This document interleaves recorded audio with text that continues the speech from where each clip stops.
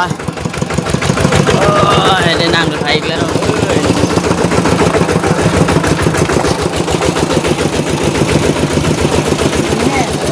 ฮะ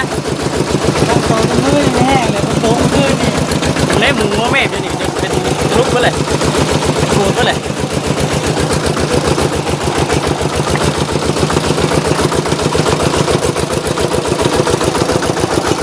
ไปพูดเลยจะไปหนาพี่ป่ะไปดีไม่ได้ตอนแรกเราต้องนอนเอาบ่บนน้องก็ได้นี่เอาตัวนี้นอนเอาเลยได้ที่แบบนั่นแหละไปป้าเดี๋ยวดิ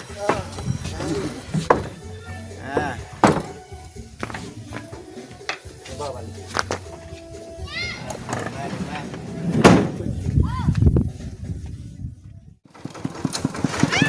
เฮ้ยเฮ้ยเฮ้ยเฮ้ยเฮ้ยเกิดเหตุการณ์ไม่คาดคิดรถกระบะมีเบรกว้าใจเพื่อนหลายๆเด้อที่เพื่อนบ่ลืมลูกให้ก็ขอให้เพื่อนอยู่ดีมีแรงสุขภาพเข้มแข็งขอให้เพื่อนร่ำรวยอ้ายพูดเลยว่าเพื่อนสิมาช่วยเหลืออ้ายจนว่าจนถึงปานนี้อ้ายบ่คาดคิดเลยอ้ายปลื้มใจแบบจนดีใจจนมันขึ้นยังบอกเลยนะที่ว่าบ่คิดกับบ่ทำบ่ได้มาก็เฮิงแหละดีใจเด้ว่าวันนี้ก็เห็นน้องเขาจิตกับบ่ทำมาโอ้ยเป็นอะไรวะคือเพิ่นสิบ่ลืมลูกหลานคือว่าคงบ่ขอบใจเพิ่นหลายคอยเพิ่นอายุยืนสุขภาพเข้มแข็งจ้าสา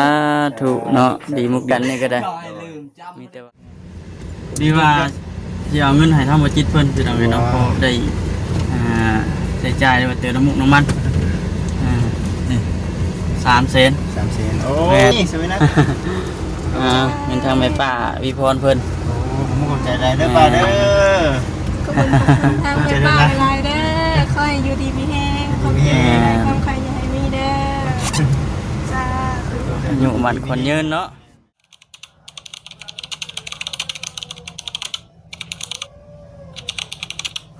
พี่น้องเอ้ยก็เถอะหลังจากที่ว่าผ่านไปสบายดีเพิ่นไทยทั้งไอ้บุญเด้ไอ้บุญเพิ่นออกไปเลี้ยงงัวหน่อยออกไปเลี้ยงงัวแม่นตอนแรกว่าเรามาแม่นตอนแรกมาตอนแรกขี่ประมาณ 3 โมงแล้ว3 โมง 4 โมงเนาะแม่นเพราะว่าบ่คำซื้อแป้นมามื้อนั้นพี่น้องเอ้ยเนาะผ่านไปเวียกงานนำบ้านเพิ่นก็แม่นมาลุยปูแป้นพุ่นมาลุยเลยฮะเมื่อวานบ่เช้าอินบ่แม่นไปพาขึ้นไปเบิ่งก่อนสิบอกครับเอาเตียงมาพี่น้องไงนุมาแต่ซื้อเตียงไปซื้ออยู่พุ่นบ่พุ่นเลยฮะ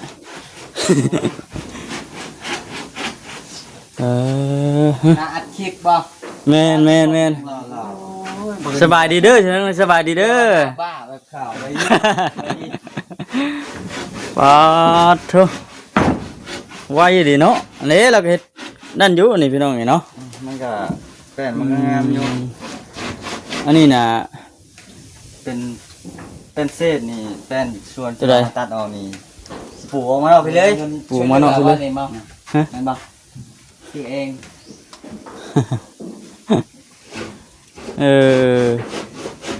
เรียบร้อยแสดงว่าการปลูกแป้นนี่มันสำเร็จแล้วตัดสำเร็จแล้วสำเร็จทุกอย่างมีบัดนี่นะมีแต่ใช้เส้นผ้าป่ะนี่เนาะเส้นผ้าเอาผ้าขึ้นมาแล้วก็ยังแต่นี่แหละ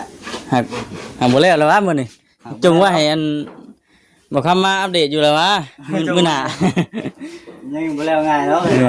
ยันว่ายันแล้วปะก่อนนะมันง่ายไปอยู่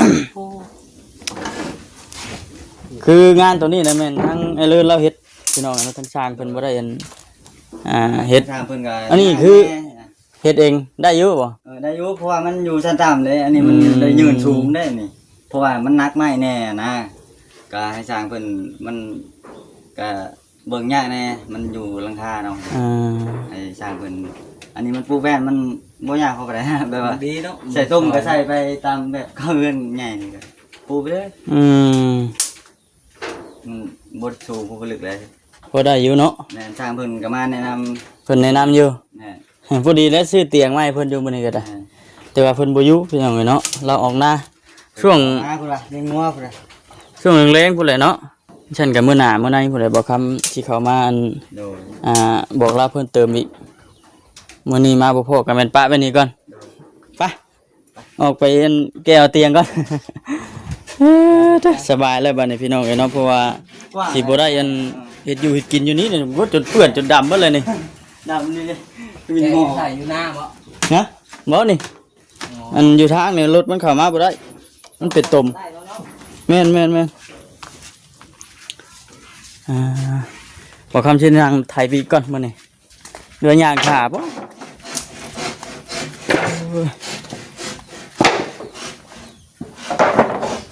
นี่พี่น้องเนาะ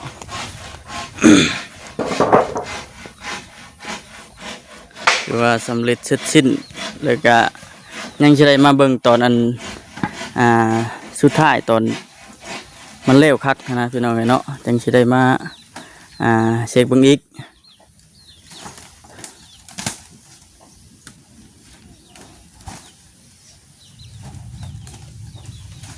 ไม่นะพอดีเป๊ะเลยบ่อยเลย ไม่โตนี่ก็หน้าที่นี่ก็ แม่น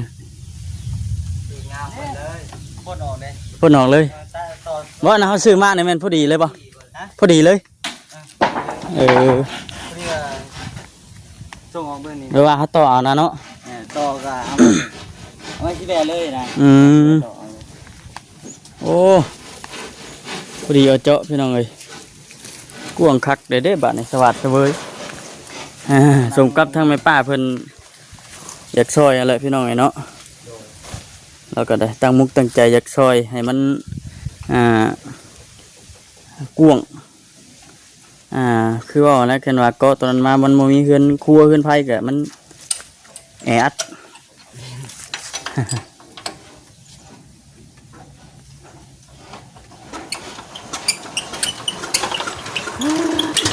ปะพี่น้องเนาะเอาพี่น้องก่อนอื่นกันมีแต่ว่าทักทายสบายดีเด้อพี่น้องเด้อเนาะ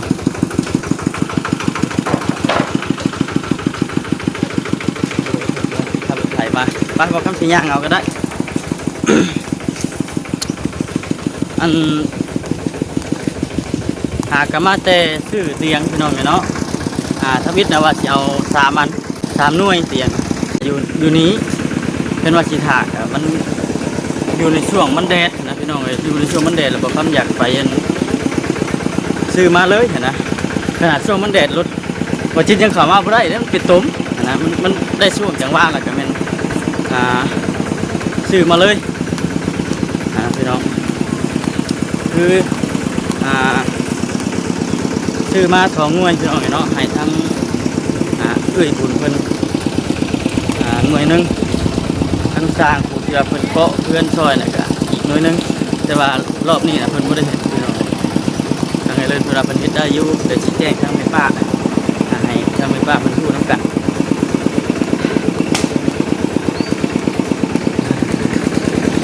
พอดีอันเบิดล้านปลายล้าน3เนาะ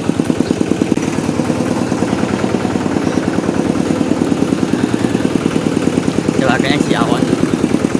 ค่าน้ำมันให้ทำบัญชีเพิ่นอยู่ดอกแต่ทำบัญชีเพิ่นที่ว่าพาไปเอาอยู่ใกล้นะมันมีอยู่แต่ว่าเขาต้องเลยล้อนะบ่ทำเลยเลือกเอาวิธีตัวนี้บาด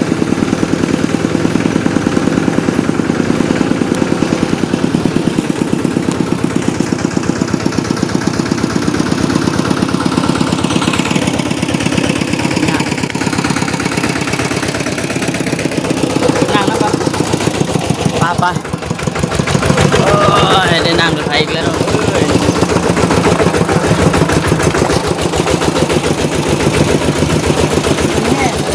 ฮะต้องโตกันมือแห้งเลยมันโตกันมือนี่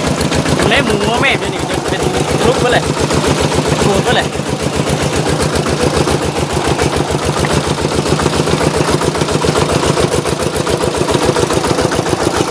ไปพูดเลยจะไปหนาพี่ป่ะพูดเลยป่ะ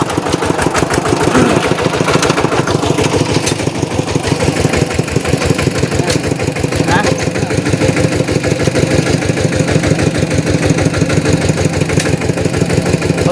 ก็ได้เห็นมีเตียงนั่งกินข้าวนั่งเย็นนั่งยังอยู่แล้ว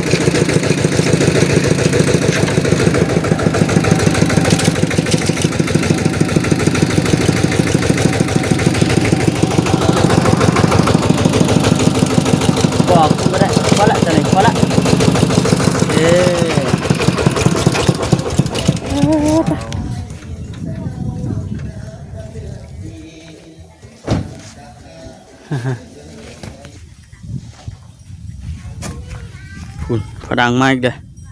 แล้ว เอามาจิตเพิ่น แล้วทางเพื่อนนี่เนาะ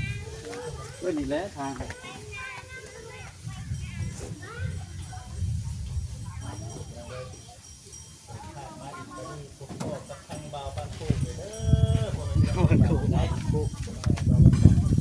ชื่อเด้เนาะ ได้บัดได้เอาคนอื่นเอาไปลงเนาะหาใกล้สบายดี เอาลงได้บ่บ่จิต เนาะลงเลยลงเลยได้บ่เป็นหนึ่ง ได้อยู่ได้อยู่คอยตูดไปคอยตูดไป ขึ้นไปเนาะปึ๊บอียะเป็นยังไง เด้อ มากับสามมีนาใส่มีนากับมาแล้วแม่ จะตั้ง สบายดีนี่ได้ตอนแรกเราต้องนอนเอาบ่นอนเอา บ่นอนก็ได้นี่เอาตัวนี้นอนเอาเลยได้ที่นั่นแหละ ไป ไปป้าเด้อ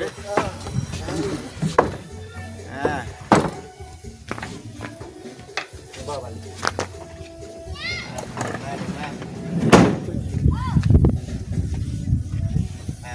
เดี๋ยว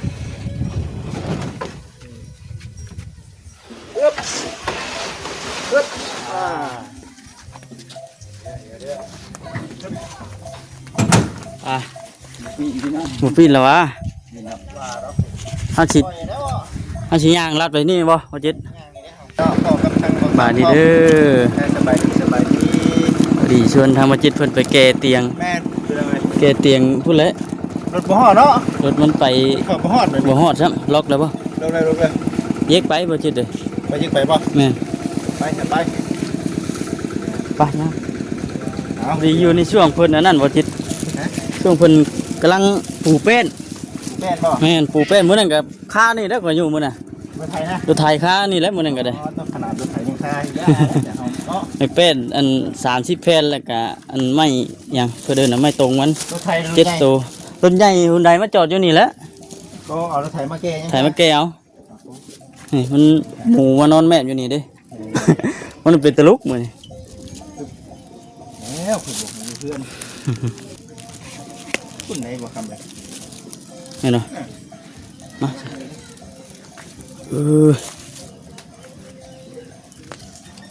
ทวิตเพิ่นว่าสิเฮ็ดน้ำเดียวกันกับสร้างคืออันนั่นแหละแต่ว่าเพิ่นว่าพอเฮ็ดได้อยู่ว่าซั่นก็เลยสร้างเพิ่นเลยบ่ได้เฮ็ดน้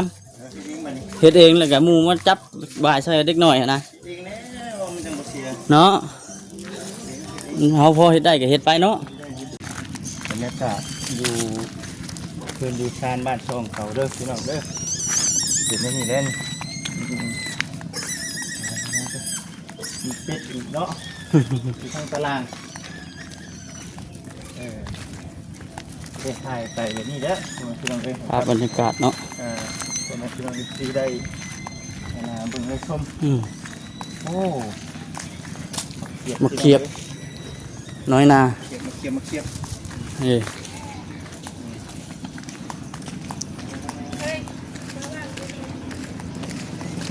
เพื่อนงานเนาะ เพิ่นแม่นว่าจิตเด้ เออเออ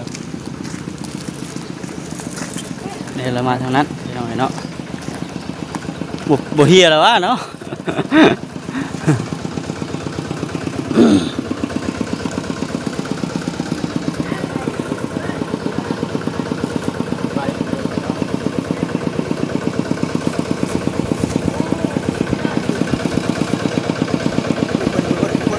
ฮะ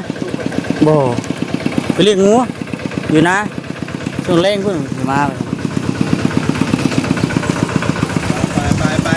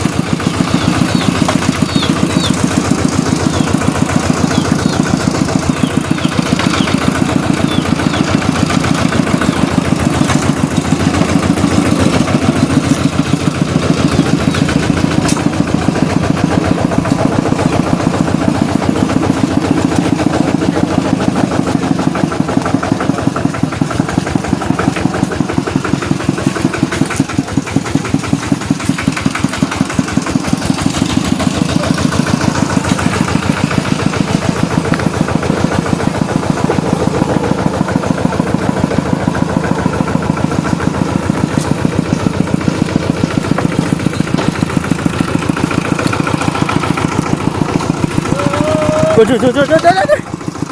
รถมุ้ยเบรกจ้ะโอ้ยมันขามันลุกลงขามันซักลงกันขามันลุกลงใกล้ยอดแล้วบัดอันตูนเนาะ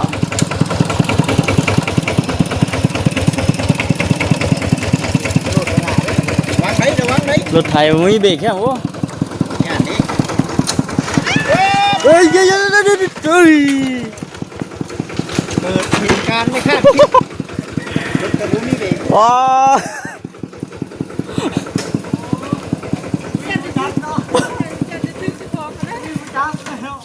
ยังดีที่สุดจังเลย ใครจะมาบ่ทับแข่งเนี่ยเนาะ เกิดเหตุการณ์ไม่คาดคิด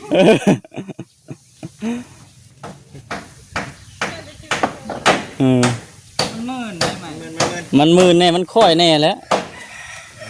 หามบ่ ห้าม นี่ดิเรือนช้างเพิ่นกันนี่คือเรือนของช้าง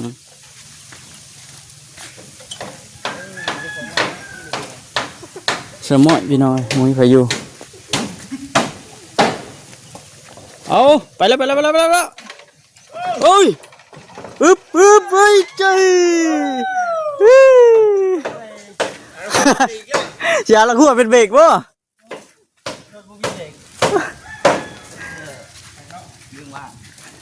เขียวเสียละหัวเป็นเบรกสิเนาะ สองเรือเลยดำมัน เกือบเลยเนาะ เกือบเลย เกือบว่าละหัวเป็นเบรกบ่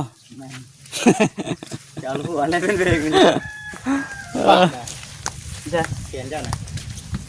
น้ำพูด ทีเดียวมาผมกินนะไปใช้ อันจะมีแต่เลือกเอาเลยแล้ววันนี้เอาตัวใด ผมนี่เลย จะเลือกเอา พี่ก่อนนะพี่ก่อน จะเอาตัวใดตัวใดก็ได้บ่อืม ใช่ มันก็หมอเจาะรถแล้วบัดนี้ แต่งกัน เดินกันมาพี่ บุญลงมาเล่นแล้วก็โห ใจเดียว ดีใจแล้วตัวนั้นของเห็นว่าเอาตัวนี้กับตัวนั้นของช่างเพื่อนตัวน่ะ ป้าไปดู เอาไว้ในรถเลยบ่บ่นักบ่ ป้าไปดูเลย ทำจุงเอาเอง เรามาเล่นกะบอกเรามื้อหน้าเพิ่นเล็กขอสิได้เข้ามาเอานี่น้ำเย็นๆเรียบร้อยปันกินเด้อแน่เย็นเรียบร้อย มาลอย ครับวันนี้เนาะ ใจครับมันก็กว้าง มันก็กว้าง กดหนึ่งเรากินหลัง เด้ผู้นั้นกะเอาให้เราหน่อยเอาให้เราหน่อย เหยียบบูได้ ตกลงมานี่เนาะ ก็บ่เจ็บเนาะ มันกระโบผ้าบัดนี้เนาะ แม่นตะกี้หัวกันได้เปียเบิ้นขึ้นลงมาเวลาลงเวลาขึ้นก็แต่ว่านั่นก็ โอ้ มาแล้วมัน โอ้มันก็คักดูแหละ ไปถึงคนบ้าน ขึ้นไปเบิ้ง เด้อขึ้นมาเบิ่งกันเด้อ ไปให้เล่นขึ้นไปเบิ้งเทิงผู้เอาจิตเพิ่นขึ้นไปเบิ้ง อันนี้บนเพิ่นมาทานเพิ่นได้พี่น้องเอ้ยเนาะ น้ำเติมเนาะ งามเติบ น้ำก็เก่าเนาะ งามกว่าเก่าโอ้ อันนี้มันเป็นมากบ่ดิมากบ่ จะแต่งเอาฮอกเนาะ บางทีอ้ายก็สิเอาประตู เอาอันตะบะปาดเอา ตัวนั้นก็สิเฮ็ดไปหั่นเลยเนี่ย แต่ว่าเนาะ โดย จะได้สิเฮ็ดได้ก็ได้ สิเฮ็ดแบบนี้หมดแต่ อืม ขัน เอ แต่ อ ตัวนี้น่ะเฮ็ดแบบเป็นตัวทำเลย แอนแต่ครึ่งหนึง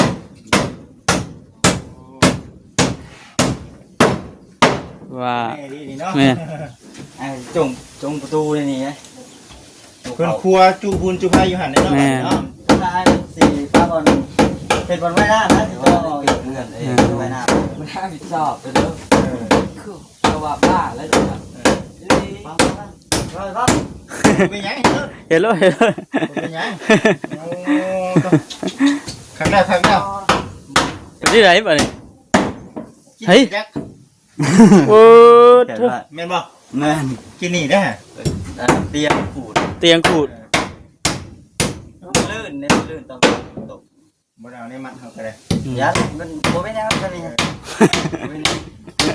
เฮ้ยเขาก็เนาะลืมเอาตรงนัดเนาะมีรถนะ ไอ้บุญเนี่ย บุญอยู่นาเลี้ยงงัว เอาไปเลี้ยงงัวคนละส่วนเลยนะถือว่าเป็นได้ ก็บ่ได้บัดนี้เนาะ แค่ว่าเฮ็ดขึ้นครัวนี่ก็แม่นแล้วบัดนี้สำเร็จ แม่น เดี๋ยวแล้วบัดนี้ แต่ว่าเส้นผ่านี่ให้ว่าแบบใส่ยืนใส่แบบยืนซื่อ ใส่ยืน ๆแม่น ใส่ยืนนั่นแหละ จะ นี่ ยืนนะ ใส่ยืน ใส่ยืนโมเมนต์ว่าเฮาสิตอกอันนี้พร้อมได้ บ่ได้ขวางนี่นะ อืม ใส่ยืนเลย ใส่ยืนเอา เอาก็ยังเบิด ตอกลายให้แม่นแล้วเนาะ เอ้ยแม่น อัน แล้ นี้ ว วางมันก็แบบบ่เพียงเนาะขี้ไล่เขาไปว่าบ่เชื่อได้เขาได้แล้วเฮ็ดคือสั่ง ส่วนแผ่นที่เหลือให้ก็ปู เออพอดีเป๊ะเลยบ่30เพน พอดีเป๊ะเลย โอ้ ดีเด้อดีเด้อ นับเอาตัวนี้เลยนับเอาเป็น เอาน้ำเอาตัวนี้บ่ นี่ นับเอาตัวเก่ามันเนาะมาพัวมันก็ซ้ำกันบ่ได้เนาะอืม เอาแล้วโอ้บ่นนั่งกินข้าวกิน นี่นะบ่เราเฮ็ดหยุดกินกันตั้งแต่พูดแล้ว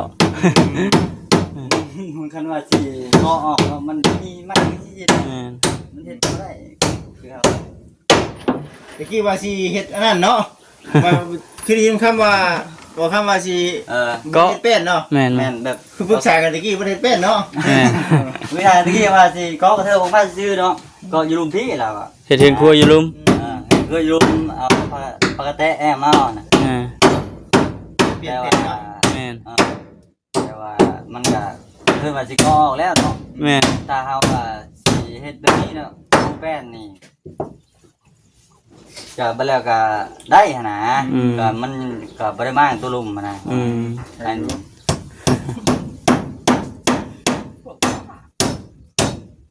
าตัวเลยชั่วยังไงก็ไม่หมด ไปจังซั่นก็ได้เฮาก็มีแต่ว่ามื้อหน้ามื้อไหนเพิ่นละสิเข้ามาอัปเดตเบิ่งอีกเด้อ โดย สิมาเยี่ยมเบิ่งอีก โดยบ่มันมื้ออื่นบ่มื้ออื่น ประมาณนั่นแหละประมาณนั่นแหละก็เฮาก็มีทางไปต่อเด้อเนาะว่าสิ แหลนเนาะ ฮะ เห็นบอกยันว่าได้เอิ้นไปแห่งแหลนเนาะเฮ็ดบ่จืดกัน พอดีค่อยไปเนี่ยว่าถ้าว่าจิตใจฮ้อนได้ก็สิบ่ แม่นตามเฮือนเนาะเองเฮ็ดใจเย็นๆไปนะ ถ้าว่าจิตใจฮ้อนไปมัน บอกชื่อก็บ่ชื่อไอ้เขา ดีใจน้ำเนาะได้ทั้งเตียงพร้อมตัวสังกะสีก็เรียบร้อยเนาะ ใจเพิ่นหลายๆเด้อที่เพิ่นบ่ลืมลูกให้ก็ขอให้เพิ่นอยู่ดีมีแรงสุขภาพเข้มแข็งขอให้เพิ่นร่ำรวยอ้ายเพิ่นเลยว่าเพิ่นสิมาช่วยเหลืออ้ายจนว่าจนถึงปานนี้อ้ายบ่คาดคิดเลยอ้ายปลื้มใจแบบจนดีใจจนมันขึ้นยังบอกเลยนะ ให้แล้ว ที่ว่าบ่คิดกับบ่ทำเนาะบ่ได้มาก็เฮิงเลยเป็นจังไดเด้ว่าวันนี้ก็เห็นเนาะเขาจิตกับบ่ทำมาเลยโอ้ยเป็นอะไรวะ คือเพิ่นสิบ่ลืมลูกหลานคือว่าคงบ่กบใจเพิ่นหลายคอยเพิ่นอายุยืนสุขภาพเข้มแข็งจ้า สาธุเนาะดีมุกกันนี่ก็ได้ น้อยลืมจำ มีแต่ว่าเบิดทำนี้แหละเพิ่นก็อยากช่วยอยากให้น้องบ่จิตเนาะอยากให้นี่ให้อยู่แบบมันสะดวกสบายกว่าอันนี้อะนะมันโจ้มันแคบแล้วก็ออกมาเพิ่นก็ ตักงอใหม่มาใหม่งาม ไม่ลอยเลย แหลนไม่บอก สดๆเลยแต่ว่าลงไปทางตารางก่อนได้บาทดีไหม เดี๋ยวยังบ่ได้ประตูออก เนาะต้องได้ข้ามสิเลยเนาะ ได้ครับ เอ้าเดี๋ยวมารอบหน้าแล้วก็เฮ็ดประตูเลยนี่ โดย แต่ว่าทางนั้นไอ้บุญกับอันลูกเพิ่นยังบ่ได้มาพี่น้องเนาะ เอาไปเลี้ยง เอาไปเลี้ยงงัวช่วงแรกพุ่นแหละเนาะ มัน3โมงแล้ว อืม ดีใจน้ โดย ำดีใจน้ำดีใจน้ำ ไอ้ขอมุกขอบใจทั้งบ่จิตทั้งบ่คำเด้อ โดยคือกัน อันนี้น่ะคือว่าแหละพี่น้องเนาะอันนี้น่ะของทางสร้างเพิ่นพอดีให้เพิ่นมาเอาเพราะว่าเฮือนเพิ่นก็บ่ได้อยู่ไกลปานใดเด้มาแล้วก็หามควมหัวไปเลยคือบอกคำว่าแล้วตะกี้ว่าสิซื้อ3อันแหละเราว่าเอาอันนึงแล้วว่ะ เดี๋ยว แป้นสีเหลืองมันก็เตียงได้กัน นี่เนาะ ไปเห็นที่ว่าตัดออกได้เลย สุดยอดไว ไวขนาด ร้อย อ่า สองมากอ่ะมีครบเลยได้นะ มันครบเลยเนาะ มีครบไปเลย ของคิดอยู่ว่าเฮ็ดเองก็พอได้อยู่ซ้ำนี่เนาะ แป้นไอ้ว่าว่ามุ่งราคานี่มันก็ยังง่าย เดี๋ยวมันสูงเนาะ ต้องศึกษาเพิ่น อ่า แต่นั้นอะไรก็มื้อเช้านี่ก็ยังเพิ่นมาแนะนำเล็ก บ่ น้อยนะ มื้อเช้านี้เพิ่นมาแนะนำบ่อ่า ว่าถ้าว่าบ่อยากนะก็ใช่เลยว่าต้องตีออกก็ได้ตัวนี้เนาะ โอ้ตัวนี้บ่ ที่ได้เอาแบบตัวนี้อยู่แล้วมาต่อหั่นนะ ไม่ได้ก็เลยมาต่อมา50นี่นะเอาแบบตัวนี้ฮะต้องบากนี่ลงดิ บากลงอีก บากลง อืม 50 อันใดก็ได้อ่าเพิ่นฮู้อยู่ว่าจะว่าสิซื้ออันนี้มาให้เพิ่นมื้อเช้านี้ เพิ่นบ่รู้นะ บ่รู้ครับโอ้มากัน มาไฟเพิ่นได้ สะพายเลยเด้อ เตียงหิวบอกเพิ่นนี่แล้ว เนาะเพิ่นแล้วมื้อหน้าสิมาถามความรู้สึกของเพิ่นเป็นจังไดว่าซั่น โอเคเด้อกลับเด้อไปเด้อ โดย โอเคสบายดีเด้อไอ้เด้อมื้อหน้ามื้อไหนพบกันใหม่ โดย เดี๋ยวสิมันอัปเดตอีกพี่น้องเลยเนาะไปบ่จิตเฮากลับบ่โอเคพี่น้องจังไดก็คือว่าเอาแหละขอบบุญขอบคุณทางอันแม่ป้าเพิ่นหลายๆพี่น้องเลยเนาะที่อันให้ทำบักคำเต้นเล่นเวียกงานให้เนาะบ่จิตเนาะแล้วก็ยังสิเอาอันน้ำจิตน้ำใจให้บ่จิตเพิ่นอีกอยู่นี่ ว่าเฮ้ย ไปซื้อเตียงมื้อนี้เด้พุ่นแหละไปพุ่นก่อน ก็มีหอยยิ้มแล้ว น้ำจิตน้ำใจพี่น้องเนาะทางแม่ป้าเพิ่นว่าเอาให้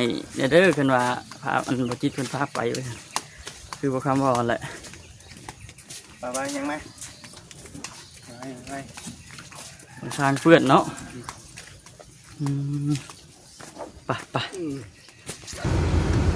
พี่น้องเลยเนาะนี่ขึ้นมานะพอรถแล้วพี่น้องเลยโอ้ถ้าผ่อนแห้งขนาดเนาะดีว่าจะเอาเงินให้ทำบ่จิตเพิ่นพี่น้องเลยเนาะพอได้ใช้จ่ายว่าเติมน้ำมุกน้ำมันนี่3 เซน 3 เซนโอ้ยสวยนะ เงินทางแม่ป้าวิพรเพิ่น โอ้ผมขอบใจได้เด้อป้าเด้อ ขอบคุณทางแม่ป้าหลายเด้อขอให้อยู่ดีมีแห้งขอบคุณความใครอย่าให้มีเด้อจ้า อยู่มันคนยืนเนาะที่ว่าสิพากันไปตั้งแต่พูดแหละแต่ว่าคือว่าอันนั้นเฮาก็ได้ต่างโลให้มันอันมั่ง ก่อนเนาะ เพิ่นว่ามันบ่มั่งรถบ่จิตเพิ่นก็ออกมาบ่ได้อะนะ เพิ่นบ่ได้ แม่นโอเคจ้ะมีแต่ว่าเฮาก็สิจังไดบัด เดินทาง เดินทาง ฝนตกเลยบ่ครับ ตกแล้วทางพุ่นน่ะพอดีจังว่ากันเนาะโอเคพี่น้องเอ้ยสำหรับคลิปนี้ก็จบกันเด้อสบายดี